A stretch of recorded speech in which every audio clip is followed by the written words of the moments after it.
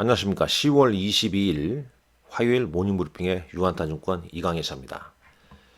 네, 먼저 핀비즈닷컴 통해서 미국 증시 흐름을 보겠습니다. 오늘 이제 혼조세로 마감했다. 지수는 다우 지수는 344포인트, 0.8% 하락했습니다. 반면에 나스닥 지수, 기술주 중심의 나스닥 지수는 0.27%, 장중 5장부터는 상승을 보였죠. 그렇지만 이제 중수형주들, 중소형 개별주들이 크게 빠졌습니다. 1.57% 하락했고요.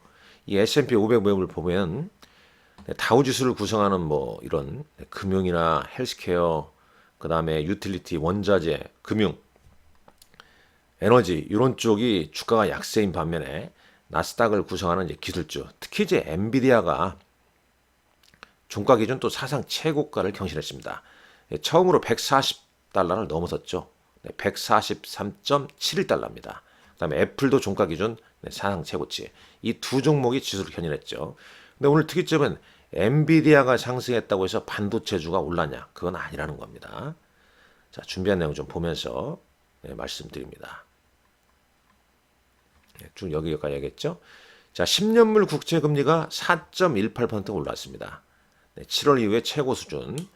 11월 FOMC 회의에서는 금리 동결 가능성이 좀 대두되면서 이런 흐름이 좀 나왔고, 이번 주 미국도 본격적인 어닝 시즌 시작입니다.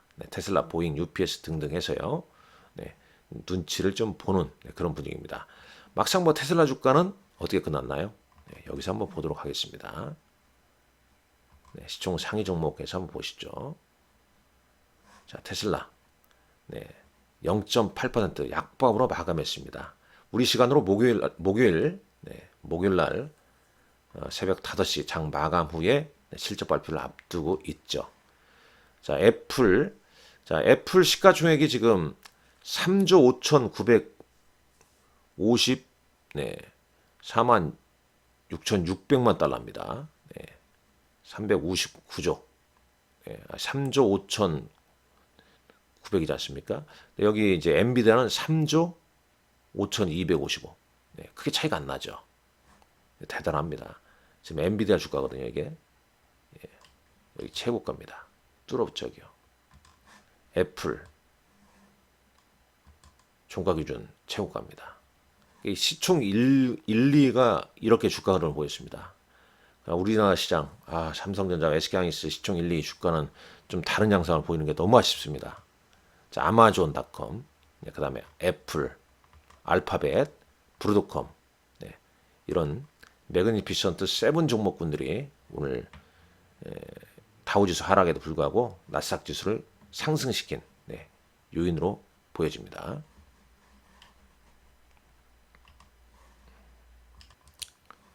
자, 다시 준비한 내용 보겠습니다. 자, 원달러 환율도 더 올랐습니다. NDF에서 1379.73원까지 올랐습니다. 반도체 ETF 크게 변동 없고요. 달러 인덱스도 당연히 오르고 있죠. 국제유가 배럴당 1.72% 상승했습니다. 자, 그리고 이제 이 투자 전략가들은 어떤 얘기를 하고 있냐, 이런 얘기를 한번 볼까요? 자, 지수가 이제 수차례 그 과매수 상태에 놓여 있다는 거죠.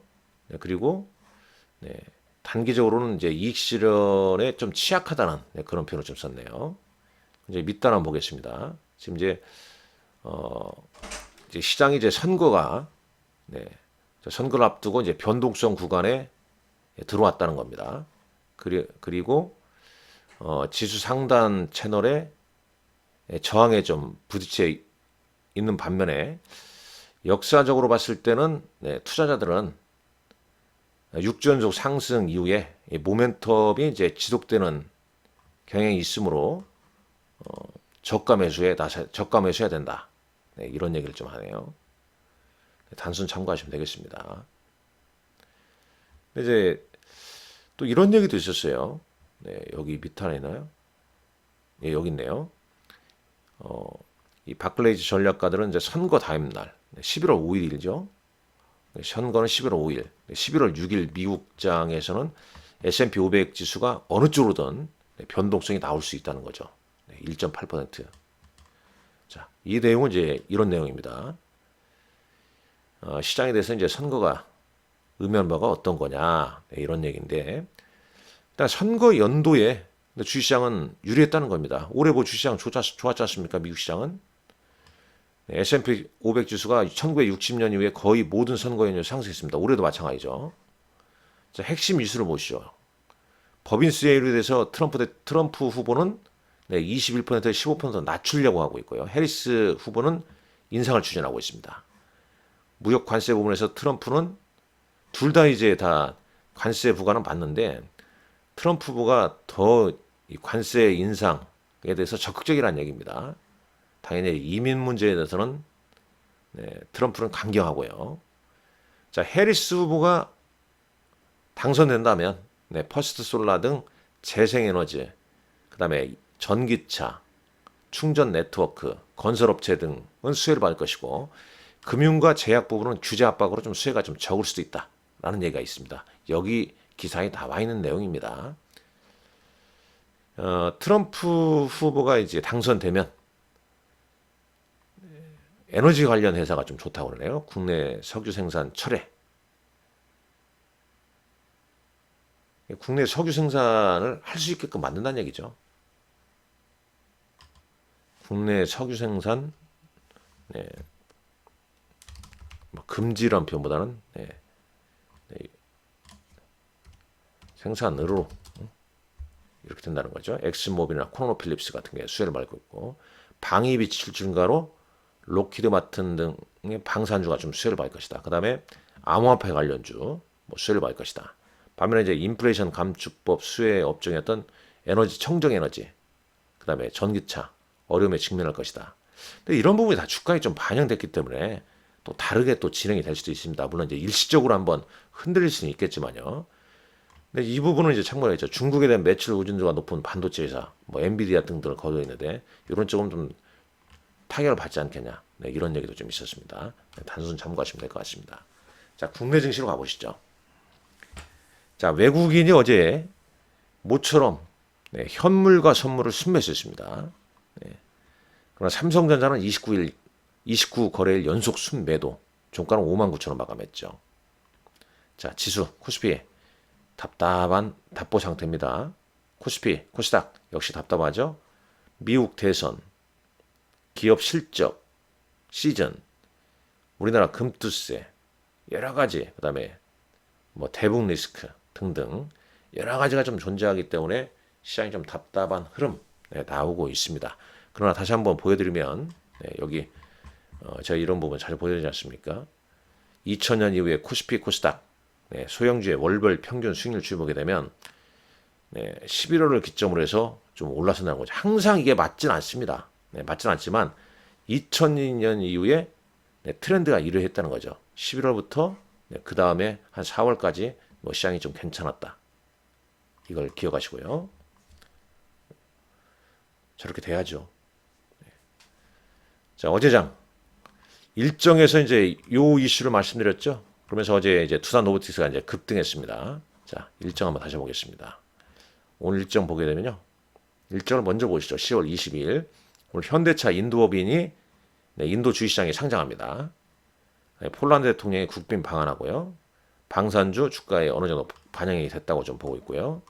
더 강력한 어떤 뭐 계약이 나온다면 좀 다를 수도 있겠죠. 한캠이라는 네, 첨단 소재 화학 부분의 CDMO 기업이 신규 상장합니다. 어제 모닝 브리핑에서 이제 일주일간 네, 모멘텀 얘기할 때 이제 이런 걸 얘기했지 않습니까? 네, 투산 에너빌리티와 투산 로보틱스 이사회를 각각 개최하면서 합병 비율을 좀 조정할 것이다. 3.1주에서 4주. 이러면서 이제 네, 투산 로보틱스가 뭐 여기서 예상했지 않습니까? 주가가 이제 급등을 한 거죠. 네, 자, 이렇게 됐고요. 자, 아주 실적 발표 중요한 기업들 많습니다. 내일은 삼바, 그다음에 내일 모레 새벽에는 테슬라, 그다음에 목요일날은 SK 하이닉스 네, 이런 실적 발표가 있다는 거 네, 미리 알고 있으면 됩니다. 자, 다시 넘어가겠습니다. 뭐 어제 시총 상위는 이제 삼성전자는 약보합했습니다만 SK 하이닉스나 지금 이제 SK 하이닉스하고 이제 삼성바이오로스 3분기 실적 기대감이 있기 때문에 우상향을 좀 보이고 있는 거죠.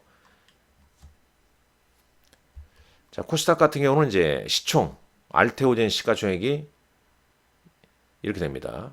21조.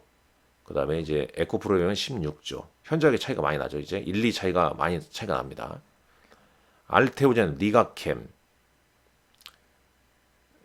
뭐 브로노이 등 바이오주어제 상승했죠. 슈제 같은 경우는 실적으로 봐야 할 것 같고, 클래시스, 그 다음에 이제 에코프로비엠이나 에코프로 등도 2차전지 관련주도 좀 반등을 좀 보여주었습니다. 약한 반등이죠. 자, 특징적으로 보게 되면 어제 뭐 이런 종목군들이 좀 특징이 있었고요. 이제 뭐 개별 재료, 개별 종목군들로 좀 움직임이 좀 있으니까 그 개별 종목군들 어떤 의미에서 이렇게 상한가를 보였나, 급등했나 이런 거 한번 좀 참고하시면 좋을 것 같은데 여기 보게 되면 잘 나와 있네요. 뭐 어제 오후장 특징주 내용 보게 되면 뭐 드림 CIS까지 상한가를 쳤는데 비만 쪽 얘기 나오면서 상한가를 쳤다. 뭐 다른 참고하시면 좋을 것 같아요. 이런 중성주 장에서 왜 거래 실면서 상한가를 기록하거나 급등했나 그런 이유 알 수 있죠. 뭐 코스피 같은 경우에도 이제 오후장 특징주 보게 되면 HMM 같은 경우는 3분기 실적 컨센서스 상해 전망에 뭐 소폭 상승했다더라. 뭐 이런 내용도 좀 있으니까 이런 내용을 계속 보죠.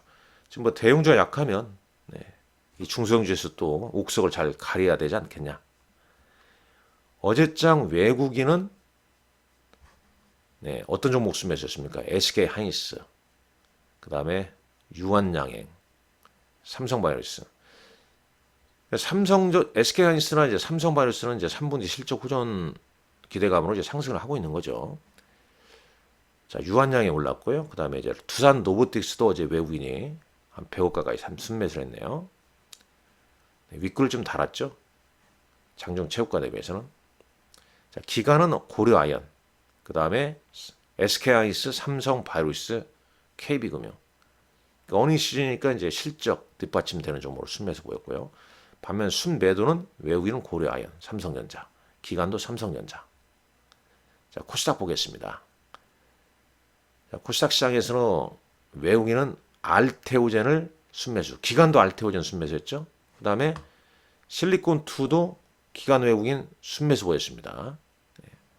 이 정도 참고하시고, 특히 이제 연속적으로 순매수하는 종목, 그 다음에 지수 차트 우상향, 거의 뭐 3분기 실적 긍정적인 기대감이 있는 종목이라고 볼 수 있겠죠. 자, 시간의 단일가 한번 보시죠. 시간의 단일가. 자, 코스닥은 뭐 이런 개별 종목군들의 흐름, 거래 실현 종목도 있네요. 자, 거래소는 뭐 이런 종목들이고요. 한농화성 뭐 이런 종목이 시간에서 급등을 했군요. 대형주에서는 뭐 하나 에어로스페이스가 강보합 정도 보이면서 마감했습니다. 삼성물산, 삼성바이오로스도 강보합 정도 보였습니다. 자, 시장이 좀 어렵죠. 그러나 힘내시고요. 화이팅 하시기 바랍니다. 그리고 본 방송 시청하고 계신 분들 좋아요, 구독 꼭 좀 눌러주시고요.